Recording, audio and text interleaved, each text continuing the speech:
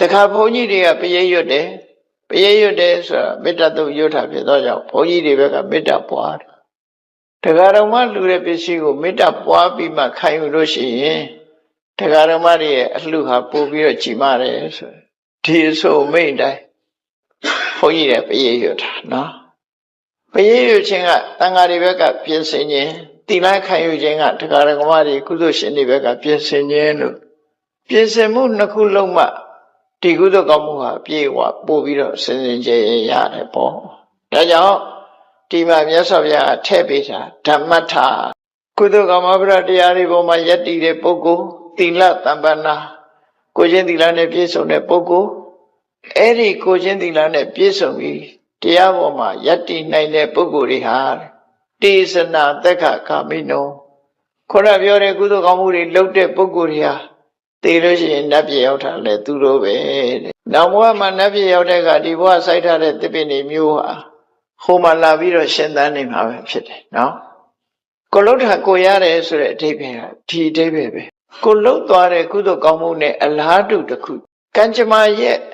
ဒီပုံရိပ်တွေဟာအဲ့ဒီသဘောကိုဆောင်းတယ်။ဥရဏထက္ကထာမှာရေးထားတဲ့စကားလေးတစ်ခုရှိတယ်။လူတယောက်ဟာတဲ့မကောင်းတဲ့စိတ်နဲ့တစ်ဖက်သားကိုဒုက္ခရောက်အောင်လုပ်လိုက်တယ်ဒုက္ခရောက်လိုက်လို့ဒုက္ခကိုတစ်ဖက်သားခံစားရတယ်အဲ့ဒီခံစားရတဲ့ဒုက္ခမျိုးသူစီရောက်လာတယ်တုံ့ပြန်ပြီးရောက်လာဒါမကောင်းတဲ့ဘက်ကပြောတယ်ကောင်းတဲ့ဘက်ကလည်းပဲထို့တူပဲလူတယောက်ဟာစိတ်ကောင်းစေတနာကောင်းရှိပြီးလူတူတယောက်ကိုချမ်းသာအောင်လုပ်ပေးလိုက်လို့ဟိုတယောက်ဟာချမ်းသာအဲ့ဒီချမ်းသာဒုက္ခမျိုးသူစီရောက်တယ်လို့သူတို့ဆိုတယ်ဒါကံကြမ္မာရဲ့သဘာဝအဲ့တော့ကံတရားကမြတ်စွာဘုရားဟောပုံကကံတရားဆိုတာစိတ်ထဲကတွေးလို့ရှိရင်မနောကံဖြစ်တယ်နော်မနောကံဆိုတဲ့ဟာတွေကစိတ်နဲ့ဖြစ်တဲ့မနောကံတွေကတော့မကောင်းတဲ့ဘက်က3ခုကောင်းတဲ့ဘက်က3ခုအဘိဇ္ဇာပြဘာရမိစ္ဆာဒိဋ္ဌိဆိုမနောကံအနဘိဇ္ဇာအပြဘာရသမ္မာဒိဋ္ဌိဆိုတဲ့မနောကံအဲ့ဒီစိတ်ထဲကကြံစည်ုံနဲ့ကံအရာမြောက်သွားတဲ့ဟာတခြားအရာတွေလည်းပဲကံအရာမြောက်တာစိတ်ထဲကဖြစ်တဲ့ကံအရာတွေမြောက်တာနှုတ်ကထုတ်ပြောတဲ့အခါဝစီကံနဲ့ကိုယ်ဒီလက်ရောက်လုပ်တဲ့အခါကျတော့ကာယကံလို့ဆိုပြီးတော့ကံတရားတွေလူတွေဟာဘဝရလာတဲ့အချိန်မှာကောင်းတာလည်းလုပ်တယ်ဆိုးတာလည်းလုပ်တယ်ကောင်းဆိုးနှမျိုးလုံးလုပ်ကြတယ်လုပ်တယ်ဆိုတဲ့နေရာမှာစိတ်နဲ့လုပ်ရင်မနောကနှုတ်နဲ့ပြောရင်ဝစီကံကိုယ်ဒီလက်ရောက်လုပ်ရင်ကာယကံလို့ကာယကံဝစီကံမနောကံဆိုတာအတိုင်းပဲ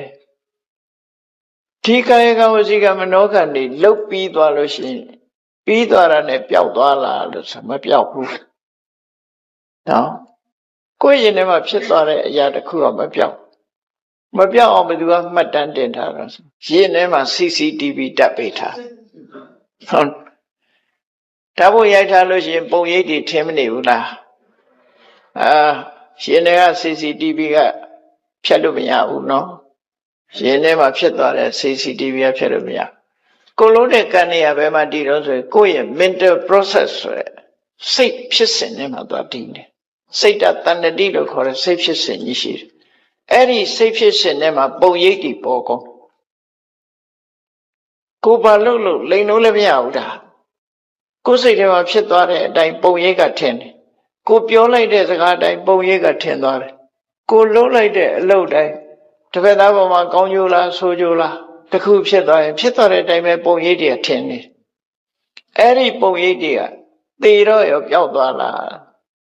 လုတ်ပြီးရင်ရောမေ့သွားရင်ပြီးရောလားလို့ဆိုလူကတော့မေ့ခြင်းမေ့မယ်အတိုးကမမေ့ဘူးဆိုတာလို့ခေါင်းပုံရိပ်ကမပျောက်ဘူးပုံရိပ်ကမပျောက်ဘူးပုံရိပ်ကမပျောက်ဘူးဆိုတာမြတ်စွာဘုရားကဘယ်လိုဟောတော့ဆိုဥဘောပုံညင်စပပင်စယမစ္စောကုရုတိဣဒာ